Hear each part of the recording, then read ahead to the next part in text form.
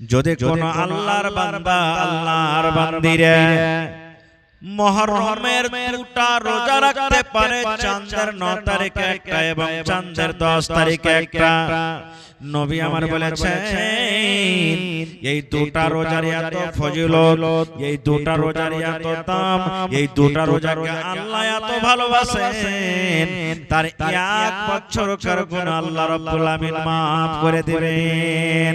দুটা রোজা রাখার কারণে তার জীবনের 1 বছরকার যত সাগীরা গুনাহ হয়েছে, যত ছোট ছোট গুনাহ হয়েছে, আল্লাহ রাব্বুল আমিন 1 বছরকার গুনাহ maaf করে দিবেন। সুবহানাল্লাহ। এইবারে আমার ভাইরা মায়েরা খালারা শুনেন, মেলায় লোক কি করে, এই দেখেন লোক হাতে কাপড় বেঁধে নিশানা উঠায়, হাসান ইয়া হুসাইন ইয়া আলী পড়ে, পড়ে না পড়ে না, ইয়া হাসান ইয়া হুসাইন ইয়া আলী, এরকম ভাবে তারা নারা দেয়। ভাই আমার, আমরা সবাই জানছি মুরসালিন 1500 লেখা রাখেন, আমরা সবাই জানছি যে হযরত হাসান রাদিয়াল্লাহু তাআলা আনহুকে কত কষ্ট দিয়ে মারানো হয়েছিল। সুবহানাল্লাহ। এবং নবীজি তার ব্যাপারে কি বলেছেন জানেন? আল্লাহ নবীর স্ত্রী উম্মে সালামা রাদিয়াল্লাহু তাআলা আনহা একদিন হযরত হাসান হোসেনকে নিয়ে দূরে বসে আছেন, ছোট বাচ্চা দূরে নিয়ে বসে আছেন, আর নবীজি জিবরিল ফেরেশতার সাথে একটু দূরে গল্প করছেন, কথাবার্তা করছেন। ছোট বাচ্চা হযরত হাসান কাঁদতে কাঁদতে কাঁদতে নানার পাঞ্জরে মানে নবীর পাঞ্জরে এসে বসে গেলেন। ওর কান্দন দেখে তখন হযরত জিবরিল ফেরেশতা নবীকে বলছেন, কি বলছেন? আল্লাহর নবী গো, এটা হলো কে? নবী আমার বললেন এটা হলো আমার নাতি হাসান। দয়ার নবী বললেন, এ নবীজি, হযরত জিবরিল বলছেন, নবীজি আপনার নাতিকে আপনি কত ভালোবাসেন, কত mohabbat করেন বলেন তো। যেমন কথাটা বলা, নবীজি বললেন, জিবরিল আমি আমার নাতিকে কত ভালোবাসি, কত ভালোবাসি রে, যে আমার নাতিকে ভালোবাসে নবী আমাকে ভালোবাসলো, যে আমার নাতির সাথে mohabbat করে নবী আমার সাথে mohabbat করলো, আর আমার নাতিকে যে ভালোবাসে না সে যেন আমার সাথে সে ভালোবাসা করলো না। এত আমি আমার নাতিকে ভালোবাসি, যে আমার নাতিকে ভালোবাসা আমাকে যেন সে ভালোবাসলো। কথাটা শোনার পর হযরত জিবরিল আলাইহিস সালাম তখন নবীকে বললেন, ইয়া রাসূলুল্লাহ আপনি যে নাতিকে এত ভালোবাসেন, কলেজার টুকরাকে আপনি এত ভালোবাসেন, নবী গো আপনি জানেন না আপনার মৃত্যুর পর, আপনার দুনিয়া থেকে চলে যাওয়ার পর একটা টাইম এমন আসবে, একটা সময় এমন আসবে গো দয়ার নবী, আপনার এই আদরের নাতিকে বেঈমান শয়তানেরা ধোঁকাবাজি দিয়ে আপনার নাতিকে কিন্তু মার্ডার করে দিবেন, আপনার নাতিকে শহীদ করে দিবেন, আপনার নাতিকে মারবে, আপনার নাতিকে পিটবে, আপনার নাতিকে কিন্তু সে মারবে, আপনি জানেন না।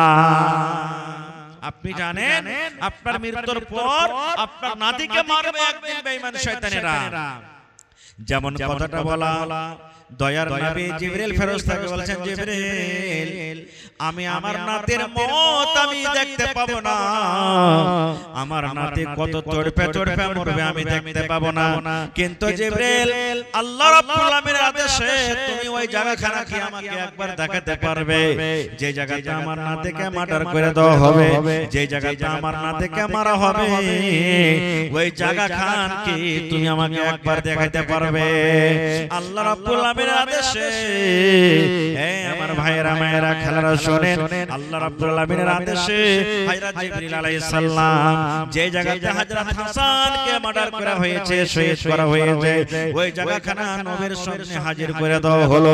এবার নবীকে বলা হলো, নবী গো আপনার আদরের নাতিকে এই বেঈমানেরা এই জায়গাতে শহীদ করবে, যার নাম এখন আমরা বলে কারবালার ময়দান। নারে তাকবীর, সুবহানাল্লাহ। ভাই আমার, আপনারা মনে মনে বলবেন যে হযরত জিবরিল ফেরেশতা জায়গাখানা কেমন করে দেখাইলে, তে বুঝার জন্য এটা খুব আসান, বুঝার জন্য খুবই আসান।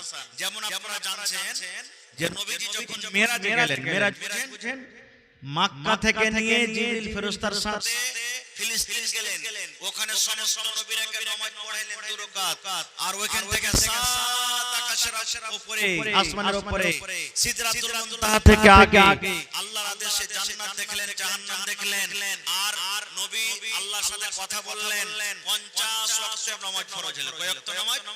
50 ওয়াক্তের নামাজ ফরজ হলো। রাস্তাতে মুসা নবীর সাথে দেখা, কাটতে ছাড়তে 5 ওয়াক্তের নামাজ নিয়ে নবী এক রাতে ঘুরে চলে এলেন। ওইটার রাতের নাম হলো কি? মেরাজের রাত। সবে মেরাজ তাকে বলা হয়েছে। নবী একদিন ভোর বেলাতে বসে আছেন। নবীর চাচা কে? আবু জাহাল। নবীর চাচা আবু জাহাল আয়েশা বলছে, মুহাম্মদ আজ কোন নতুন কথা শোনাইবে না? নতুন কথা শোনাইবে না?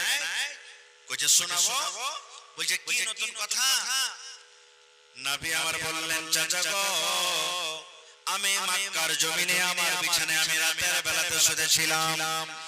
আল্লাহর আদেশে হযরত জিবরিল আলাইহিস সালাম আমার কাছে এলেন। বুররাক নামে একটা ঘোড়া আমার কাছে নিয়ে আসলেন। আমি ওই ঘোড়াটাতে চড়ে আমি ফিলিস্তিনের মাটিতে গেলাম, বাইতুল মুকাদ্দাসে গেলাম। ওখানে আমি 2 রাকাত সমস্ত নবীরাকে নামাজ পড়ালাম। ওখান থেকে 7 আকাশের উপরে চলে গেলাম। এক আসমান 2 আসমান করতে করতে 7 আকাশের উপরে চলে গেলাম। আমি সিদরাতুল মুনতাহা থেকে আগে চলে গেলাম। আল্লাহর আদেশে জান্নাত দেখলাম, জাহান্নাম দেখলাম, আল্লাহর সাথে কথা বললাম। আল্লাহ রাব্বুল আমিন 50 ওয়াক্তের নামাজ আমাকে প্রথমে দিলেন। রাস্তাতে মুসা নবীর সাথে দেখা হয়ে গেল। মুসা নবীর কথা শুনে আমি আল্লাহর কাছে বারবার গেলাম। এবার শেষের বেলাতে 5 ওয়াক্তের নামাজ নিয়ে আমি একই রাতে আবার আমি মক্কাতে ঘুরে এলাম। মানে এক রাতে আমি মক্কা থেকে ফিলিস্তিন, ওখান থেকে 7 আকাশ, ওখান থেকে তারপরে 5 ওয়াক্তের নামাজ নিয়ে আবার মক্কাতে আমি চলে এলাম। বিশ্বাস করার কথা কেউ বিশ্বাস করবে না। ওই জামানাতে সুবহানাল্লাহ।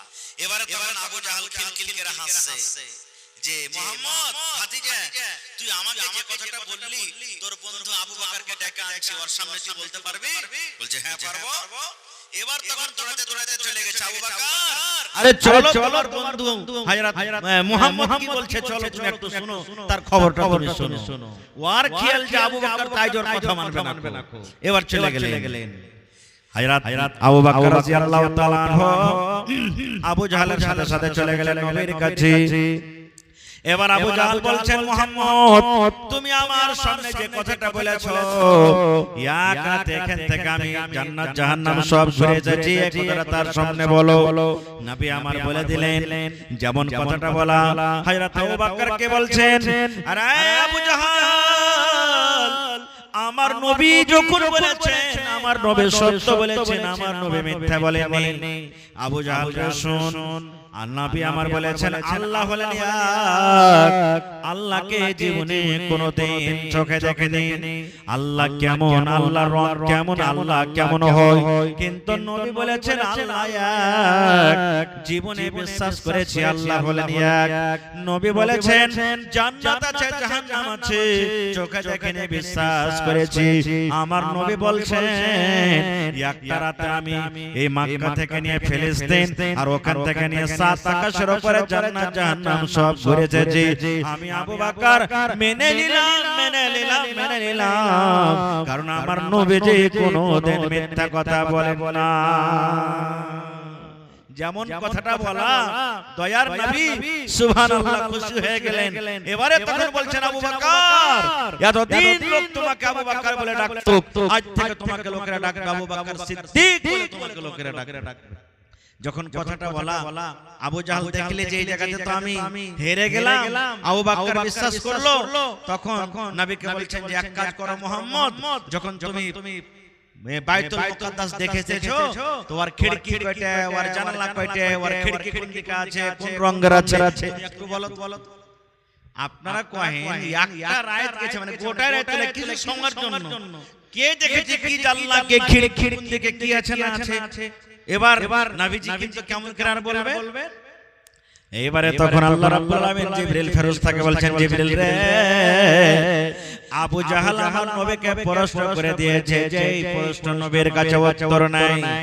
আয় জিবরিল, যাও তুমি তাড়াতাড়ি করে বাইতুল মুকাদ্দাসের ফটো ছবি আমার নবীর সামনে তুমি ধরো তুলে দাও। আবু জাহল সওয়াল করবে আর আমার নবী দেখে দেখে জবাব দিবে। যাও আমার নবীর সামনে তুমি ফটোটা হাজির করে দাও। আবু জাহাল সওয়াল করবে, আমার নবী দেখে দেখে জবাব দিবে। এটা বিশ্বাস হয় না যে ফটো ভালো দেখা দেখে হয়। একটা কথা বলেন, বোঝার জন্য খুবই আসান। আজকে আপনি এখানে বসে আছেন, কত ভাই আছে, কার বেটা দিল্লিতে আছে, কার বেটা কাতারে আছে, সৌদি দুবাইতে আছে না নাই? এবার বন্ধুরে এখানে একটা বড় মোবাইল আছে, বেটার কাছে একটা বড় মোবাইল আছে। এবার যদি বেটা বলে আমার আব্বাজানকে দেখবো, মাকে দেখবো, বেটাকে দেখবো, বেটিকে দেখবো, বলেন 1 মিনিটের মধ্যে কত কত হাজার কিলোমিটার দূরে বেটা থাকতে গেল। আপনার চেহারা কেমন আছে, আপনি কোন ঘরে আছেন, কোন বিছানাতে আছেন, কোন জায়গাতে আছে, আপনার বেটা কি হালাতে আছে, কোন জায়গাতে আছে, বলেন এক অপরকে দেখা দেখে হয় কি হয় না? হয়েছে? যখন মানুষ মানুষের করতে পারে, তো যে আল্লাহ মানুষকে তৈরি করার ক্ষমতা দিয়েছেন, জ্ঞান দিয়েছেন, সে আল্লাহ করতে পারবে না? আর একটা কথা বলবেন হাজী মাওলানা, এটা তো বুঝে নিলাম, এক রাতে মক্কা থেকে বাইতুল মুকাদ্দাস ওখান থেকে 7 আকাশ এক খেতে এত কেমন করে চলে গেল, এটা বুঝার জন্য আসান। মনে করেন এখান থেকে আপনার লাইন কোন থেকে আসছে, মোটামুটি আরারিয়া থেকে আসছে, আপনার কে হেড অফিস হয়তো আরারিয়া, এখান থেকে হাইটা যদি যান আরারিয়া কয় ঘন্টা লাগবে? মোটামুটি 1 ঘন্টা, বেশি লাগবে নাকি? 2 ঘন্টা লাগবে। সামিতি সাহেব বলছেন 2 ঘন্টা মনে করেন। আর যদি মোটরসাইকেলে যান তো কমসে কম ঘন্টার কাছাকাছি লেগে যাবে। এবার আপনাকে বলি, মাশাআল্লাহ, কি নাম ভাই? মোহাম্মদ আলম। 5 10 1000 হলো, মাশাআল্লাহ। আর পারবেন? একটা খিড়কি পারবেন না ভাই? হ্যাঁ, একটা খিড়কি দেখেন ভাই, আলহামদুলিল্লাহ। আর 5000 টাকা। জি, হ্যাঁ, দেখেন সবাই কইছে দিতে পারবে। দেন ভাই, আগ কাম করেন, 1000 দিলেন আর 4000 টাকা দিতেন, 5000 পুরোপুরি করতেন। ঠিক আছে, 2000 2 আর 1 3000, আধখানি খিড়কি হলো হে ভাই। হ্যাঁ, আচ্ছা 4000 আর 4000 পরে। ঠিক আছে, হ্যাঁ, লেখেন একটা খিড়কি দিয়ে দিও। মাশাআল্লাহ, মোহাম্মদ আলম একটা খিড়কি, নারে তাকবীর, মাশাআল্লাহ, দোয়া করতেছে পরে। এবার বোঝার জন্য খুব আসান। ধরেন ওইখানে লাইন দিবে আর আপনার এখানে বল জ্বালা আছে, আরারিয়া 2 ঘন্টার রাস্তা। এবার আপনি বলেন ওইখান থেকে যেমনি বাটন দাবলে এদিকে লাইন আসার জন্য, তো লাইনটা আসতে মোটামুটি 1 ঘন্টা লেগে যাবে এখানে। তাহলে সেকেন্ড লাগবে নাকি? এবার বলেন মুসলমান, যে জায়গাতে 2 ঘন্টা পয়দল হাঁটতে গেলে 2 ঘন্টা, মোটরসাইকেলে যেতে গেলে 1 ঘন্টা লেগে যাবে, এরকম রাস্তাতে না দেখা জিনিস, বিজলির কিরণ আমরা দেখতে পাই না, শুধু তারটা আমরা দেখতে পাই। না দেখা জিনিসকে মানুষ যদি 2 ঘন্টার রাস্তাতে যদি 1 সেকেন্ডে মানুষ যদি পৌঁছে দেয়, তবে আল্লাহ রাব্বুল আমিন কেন নবীকে এক রাতে মক্কা থেকে ফিলিস্তিন পৌঁছাতে পারবেন না? পারবেন না? জোরে বলেন, পারবেন না? সুবহানাল্লাহ। এইবারে যখন বলে দিলেন, তখন কিন্তু আবু জাহলের মন একবারে কচুমচু হয়ে গেল। সুবহানাল্লাহ, কি হয়ে গেল? এ ভাই মুসলমান, তাই আমি বলছিলাম যে আল্লাহ রাসূল সাল্লাল্লাহু আলাইহি ওয়াসাল্লাম একদিন বসে আছেন আর আল্লাহ তাআলাকে একটা ফেরেশতা বলছেন যে হে আল্লাহ, আমি জমিনে কোনদিন যাইনি আর দুনিয়াতে একটা আখিরি নবী হয়েছেন, কেমন আমি এক নজর দেখবো তাকে। ফেরেশতা কোনদিন জমিনে কিন্তু ফেরেশতাটা আসেনি, এবার নবীর সাথে স্পেশাল দেখা করার জন্য আসেন। এবার আল্লাহ তাআলা বলছেন ঠিক আছে যাও। তখন আল্লাহ তাআলা ওকে ডাকতে বলছেন, এরে ফেরেশতা, তুমি আমার নবীর সাথে দেখা করবে, ভালো কথা, নবীর সাথে তুমি দেখা করতে যাও, কিন্তু ফেরেশতারে আমার নবীকে তুমি একটা মেসেজ দিয়ে দিবে, একটা তুমি পয়গাম দিয়ে দিবে, একটা তুমি খুশখবরি দিয়ে দিবে। কি পয়গাম দিয়ে দিবে? আমার নবীকে তুমি বলে দিও নবীর ছোট বেটে ফাতেমা যে রয়েছে, ফাতেমা জান্নাতের ভিতরে যাবে খুশখবরি দিয়েছেন ফাতেমা জান্নাতের ভিতরে যাবে এবং শুধু জান্নাতে যাবে না জান্নাতের ভিতরে যত নারীরা যাবে জান্নাতের ভিতরে যত মহিলারা যাবে জান্নাতের ভিতরে যত নারীরা যাবে সমস্ত জান্নাতি মহিলাদের সরদারনি হবে কে নবীর বেটি ফাতেমা নবীজি বললেন আমার বেটি ফাতেমা রাদিয়াল্লাহু তাআলা আনহা জান্নাতের যত মহিলারা জান্নাতে যাবে বেটি ছেলেরা জান্নাতে যাবে সমস্ত নারী সমস্ত মহিলাদের কি হবে সরদারনি হবে সুবহানাল্লাহ এই আমার মায়েরা খেলারা একটা সহিহ বুখারী শরীফের হাদিস আল্লাহ রাসূল সাল্লাল্লাহু আলাইহি ওয়াসাল্লামের জামানাতে একদিন মা ফাতেমা রাদিয়াল্লাহু তাআলা আনহা আব্বার কাছে মানে নবীর কাছে এসেছেন কিছু চাইতে বলতে একটা গোলাম চাইতে এসেছে যেমন এই জামানাতে আমাদের বেটিরা বাপের কাছে গরু চাহে উট চাহে ছাগল চাহে গোদরেজ চাহে আলমারি চাহে পালং চাহে বিভিন্ন রকমের দান চাহে চাহে কি চাহে না এই মতো নবীজির বাড়িতে নবীজির ছোট বেটি কলেজার টুকরা ফাতেমা আব্বার কাছে এসেছেন কিছু চাহার জন্য যেই টাইমে ফাতেমা নবীর বাড়িতে এলেন নবীজি বাড়িতে নেই ভালো করে শুনবেন মেয়েরা খেলারা বাড়িতে কিন্তু নেই নবীজি গেছেন কোথায় বাড়িতে কে আছে মায়েশা বলছেন মা ফাতেমা বলছেন আমার মা সতার মা আছে আয়েশা রাদিয়াল্লাহু তাআলা আনহা আমার সতার মা বাড়িতে আছে আমি তাকে জিজ্ঞাসা করলাম মা আব্বা বাড়িতে নেই বলছে না রে বেটি তোমার আব্বা জান বাড়িতে নেই তো কি খবর বলো বলছে আব্বা জান থাকলে বলতাম আব্বা যখন নেই তো কি বলবো তো বলো না তোমার আব্বা যখন আসবে আমি বলে দেব কি কথা বলো তো ফাতেমা রাদিয়াল্লাহু তাআলা আনহা মাকে আর বললেন না যে কি কারণে আব্বার সাথে দেখা করত এবার ফাতেমা ঘুরে বাড়ি চলে গেলেন ঘুরে বাড়িতে আছেন ঠিক নবীজি রাইতে কিন্তু বাড়িতে ঢুকছেন রাইতে নবীজি বাড়িতে এসেছেন যেমন বাড়িতে ঢোকা এইবারে ফাতেমা রাদিয়াল্লাহু তাআলা আনহা এসেছিলেন তো নবীজির স্ত্রী মায়েশা রাদিয়াল্লাহু তাআলা আনহা বলছেন হুজুর আপনার সাথে দেখা করার জন্য আপনার ছোট বেটি ফাতেমা এসেছিল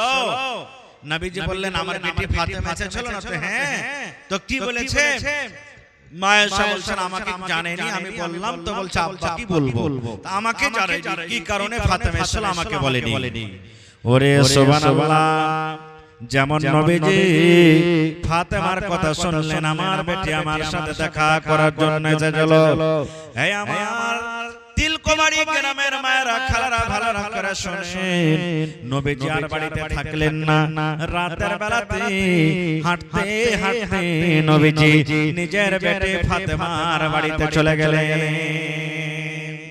তখনই নবীজি হাঁটতে হাঁটতে বেটির বাড়ি চলে গেলেন দুয়ারে ডাক দিলেন বাড়িতে আছো ফাতেমা আলী বাড়িতে আছো ফাতেমা রাদিয়াল্লাহু তাআলা আনহা শুতে যাচ্ছিলেন বা শুতে গেছিলেন এরকম টাইমে বাড়িতে পৌঁছছেন ফাতেমা জানতে পারলেন যে আমার আব্বা জান বাড়িতে এসেছে বলছে আব্বা চলে আসেন ভিতরে চলে এসে নবী আমার ফাতেমা বলছেন ফাতেমা রে তোমরা ঘরের ভিতরে আছো জি আব্বা জান আছি কি করো মানে আমরা শুতে গেছি ঘুমাইনি কিন্তু শুতে গেছি নবীজি বললেন আমার জামাই আলী কই বলছে আপনার জামাই আলীও শুতে গেছে এবার নবীজি বললেন ফাতেমা হে আলী শুনো তোমরা যেভাবে বিছানায় তোমরা শুয়ে আছো তোমরা শুয়ে থাকো তোমরা বিছানা থেকে উঠিও না আমি নবী ঘরের ভিতরে আমি ঢুকছি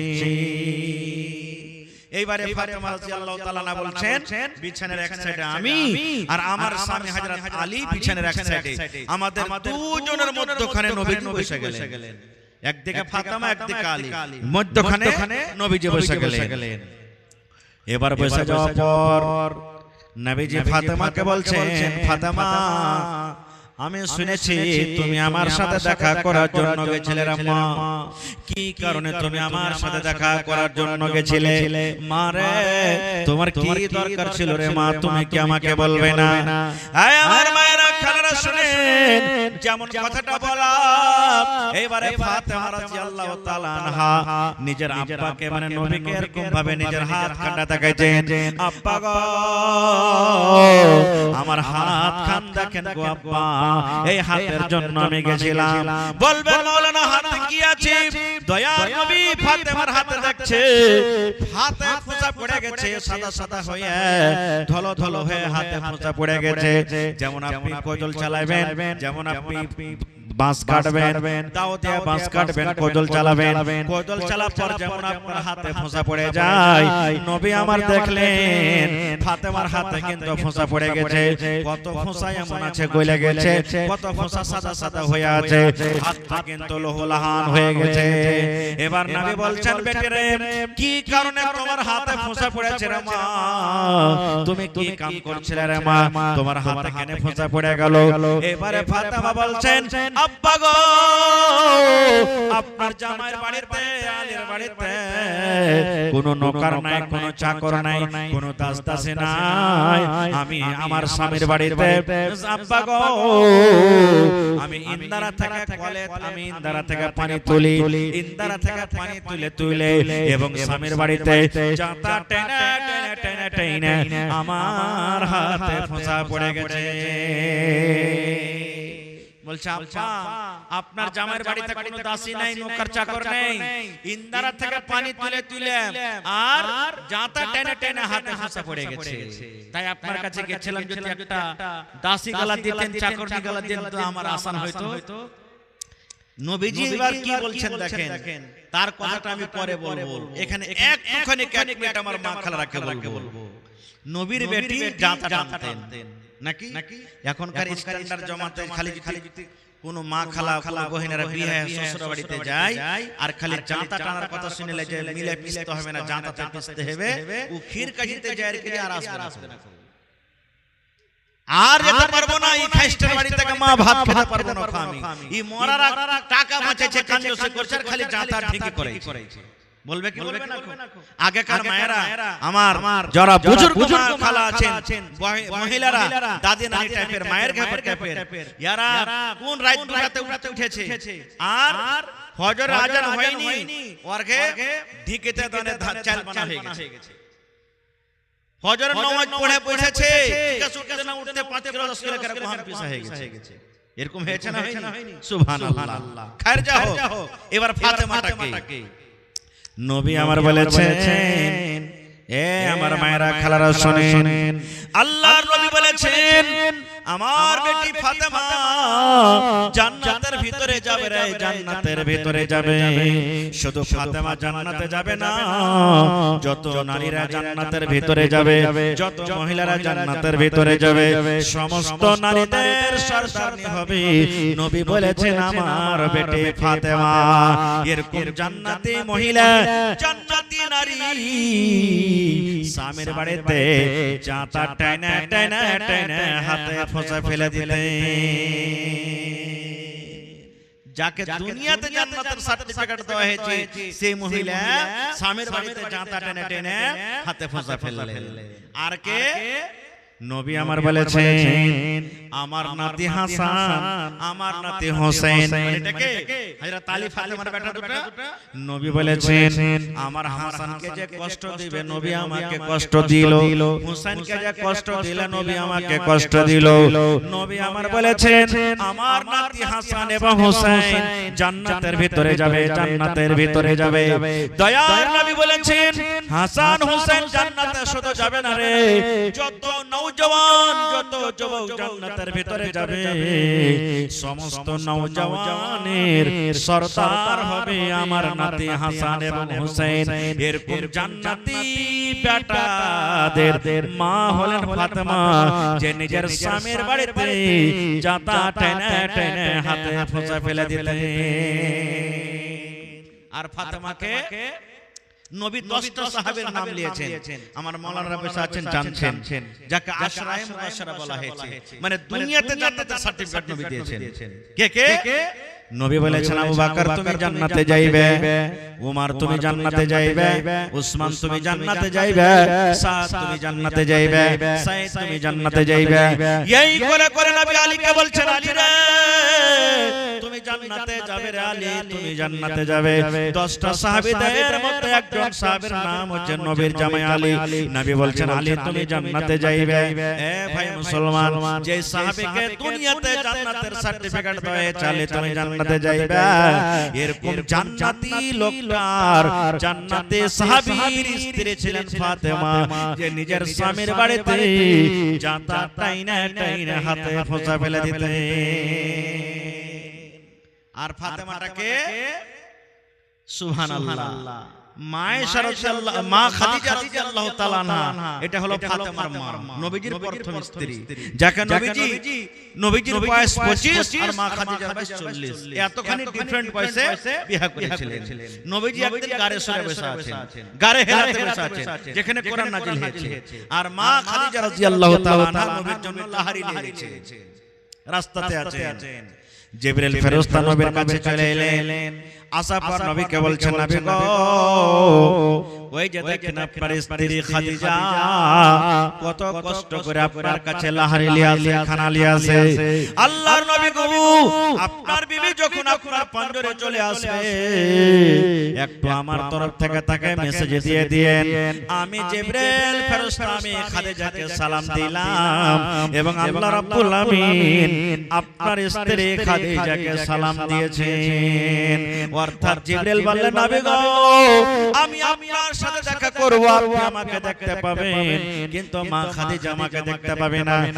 জিবরিল বলছেন নবী গো আপনার বিবি খাদিজা যখন আপনার পাঞ্জরে আসবে আপনি খাদিজাকে বলে দিন আল্লাহ আপনার বিবির উপরে রাজি হয়ে খুশি হয়ে আল্লাহ খাদিজাকে সালাম দিয়েছেন এবং জিবরিল ফেরেশতা আমিও খাদিজাকে সালাম দিলাম। যেই মহিলা আল্লাহর সালাম আল্লাহর ফেরেশতার সালাম পায় সেই মহিলাটা জাহান্নামের ভিতরে যাবে। এরকম মহিলার বেটি হলেন কে? ফাতেমা, যে নিজের স্বামীর বাড়িতে সুবহানাল্লাহ জাতা টাইনে পানি তুলে হাতে ফোঁচা ফেলে দিয়েছে। সুবহানাল্লাহ। তো আমি আমার মায়েরা খালারাকে বলবো, হে আমার মায়েরা খালারা, আল্লাহ রাসূল জান্নাতে যাবেন, অর্থাৎ মা ফাতেমার আব্বা জান্নাতে, মা জান্নাতে, সওহার জান্নাতে, বেটা জান্নাতে, ফাতেমা নিজে জান্নাতে। এরকম মহিলা সুবহানাল্লাহ স্বামীর বাড়িতে কাম করেছেন, তাহলে এখনকার জামানার মা খালারা কেন কাম করবে না? করতে হবে না? হবে না? সুবহানাল্লাহ। এইজন্য আমার মায়েরা খালারাকে বলবো নিজের স্বামীর বাড়িতে কাম করতে হবে, স্বামীর খিদমত করতে হবে, স্বামীর যতদূর পারবেন শক্তি হিসাবে খিদমত করতে হবে, স্বামীকে নারাজ করতে হবে না এবং স্বামীর ছেলে ছেলে যেগুলা বেটা বেটি আছে তার খিদমত করতে হবে, স্বামীর মালের হেফাজত করতে হবে, স্বামীর ভালো আপনাকে সাথ দিতে হবে, দুঃখ কষ্টতে আপনাকে সাথ দিতে হবে। এইজন্য সুবহানাল্লাহ আমি আমার যে ফাতেমার থেকে আপনারা কিন্তু নেককার নন। নবীর বেটি ফাতেমা যদি নিজের স্বামীর বাড়িতে এরকম ভাবে কষ্ট করে থাকে আপনারা কেন কষ্ট করবেন না? এইবারে নবীজি বলছেন বেটিকে, এবার বেটি তুমি আমার কাছে চাকর চেয়েছো তোমার আরামের জন্য, তো চাকর থেকে একটা ভালো জিনিস তোমাকে দিতে তুমি নিবে? তো কে দুনিয়াতে এমন মানুষ আছে যে ভালো জিনিস নিবে না? সবাই তো চাইবে যে ভালো জিনিস নিই, গোলামটা যদি ভালো হয় আর ওয়াত থেকেও নবী বলছেন যে তোমাকে ভালো জিনিস দেব, তো কে নেবে না? সবাই নেবে।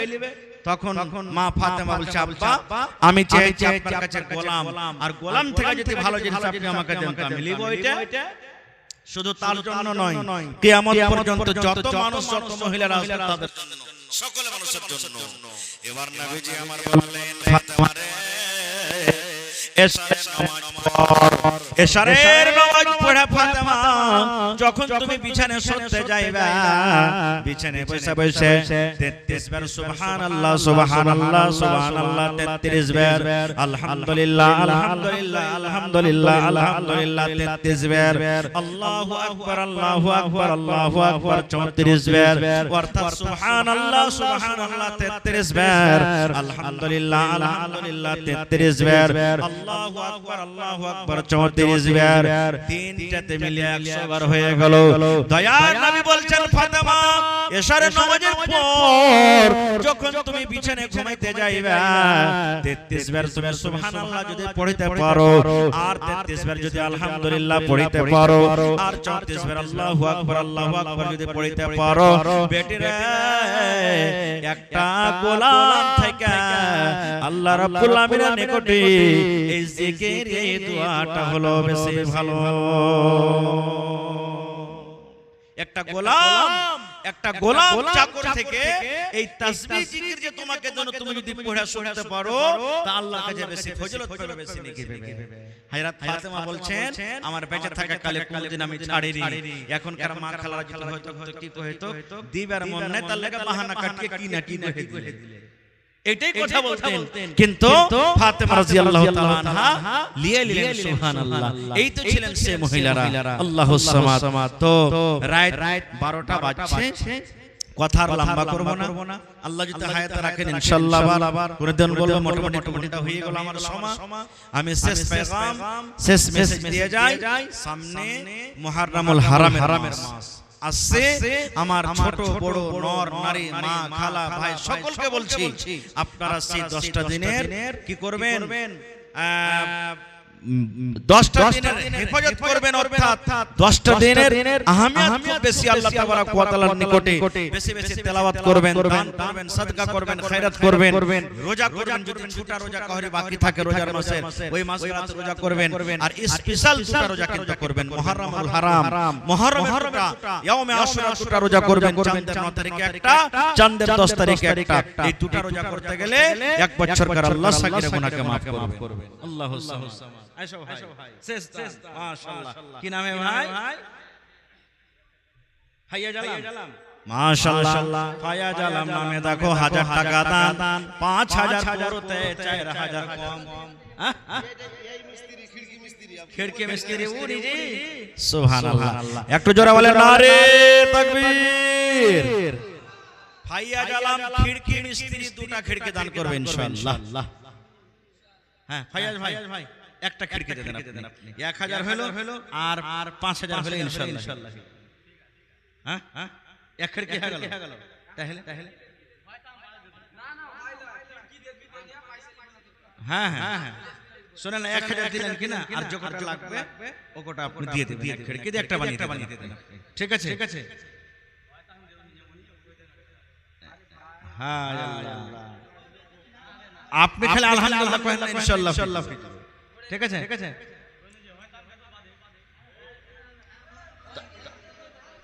তো লেখে হ্যাঁ লেখেন ফাইয়াজ ভাই 5000 টাকার লেখেন 1000 হলো ফাইয়াজ ভাই 1000 হলো আর 5000 টাকা দিয়ে দিন, ঠিক আছে? 6000 টাকা হলো ইনশাআল্লাহ আশা করি। হ্যাঁ জি আপনি এখানটা খিড়কি নিচে বানিয়ে দিবেন, চাই পড়ো, ঠিক আছে? হ্যাঁ আলহামদুলিল্লাহ হয়ে যাবে। মাশাআল্লাহ জাযাকাল্লাহু খাইরান জাযা ওয়া আহসানাল জাযা। রব্বানা যালামনা আনফুসানা ওয়া ইল্লাম তাগফির লানা ওয়া তারহামনা লানাকুনান্না মিনাল খাসিরিন। রব্বানা আতিনা ফিদ দুনিয়া হাসানা ওয়া ফিল আখিরাতি হাসানাতাও ওয়া কিনা আযাবান নার। হে রব্বুল আমিন ফাইয়াজ আলম সাহেব একটা খিড়কি তোমার ঘরের জন্য জমা করে দিলেন, আল্লাহ তার দানকে তুমি কবুল করে নাও, মনের আশাকে আল্লাহ পুরো করো। যতদিন দুনিয়াতে বাঁচবে তুমি ঈমানের হালাতে রাখো, নেককার দিনদার করে রাখো রব্বুল আলামিন। হাতে টাকাতে পয়সাতে বরকত দাও, বিজনেস করে উন্নতি দান করো। হে আল্লাহ সৈন্যতাকে নিয়ে তখন পর্যন্ত যত আমার মায়েরা খালারা ভাইরা দান করলেন, যেভাবে যে দিলেন, আল্লাহ সকলের দানকে তুমি কবুল করে নাও। আল্লাহ মনের আশাকে পুরো করো, যারা মুসিবতে আছে মুসিবত দূর করো। আত্মীয় স্বজন যারা কবরে চলে গেছেন তাদের কবরে তুমি জান্নাতের বিছানা দিয়ে দাও। রব্বানা তাকাব্বাল মিন্না ইন্নাকা আনতাস সামিউল আলিম। আমিন সুম্মা আমিন।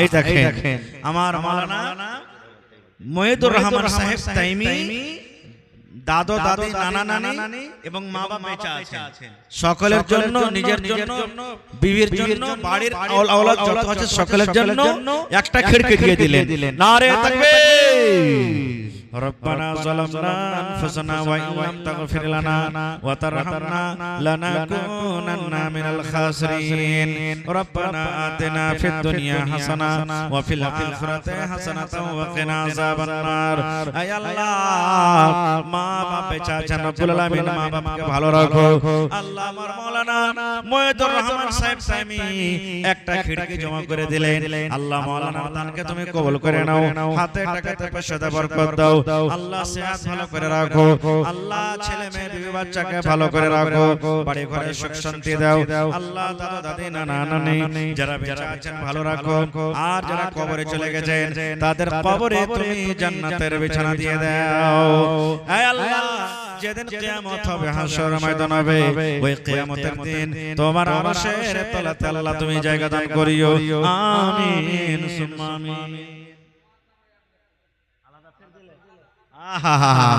মাশাআল্লাহ সামাউন ভাই হাই আল্লাহ একটা খিড়কি দিয়েছি বললেন না রব্বুল আলামিন মা বেঁচে আছে কি আহারে মা দুনিয়াতে নাই মা মানে ময়ে মা মানে দয়া আল্লাহ মা কবরে চলে গেছে আজ যদি মা থাকতো কত আদর করে মাকে মা বলে ডাকতো আল্লাহ মাটির ঘরে মা জানি না মা কবরে কি হালাতে আছে মায়ের কবরে তুমি জান্নাতের বিছানা দিয়ে দাও আল্লাহ মায়ের কবরকে তুমি নূর দিয়ে মানওয়ার করে দাও হে রব্বুল আলামিন যেদিন কিয়ামত হবে হাসরের ময়দান হবে আল্লাহ ওই কিয়ামতের দিন তোমার আরশের তলাতে তুমি জায়গা দান করিও আল্লাহ মাকে জান্নাতুল ফিরদৌসে তুমি জায়গা দান করিও রব্বানা তাকাব্বাল মিন্না ইন্নাকা আনতাস সামিউল আলিম আমিন সুম্মা আমিন এই দুনিয়া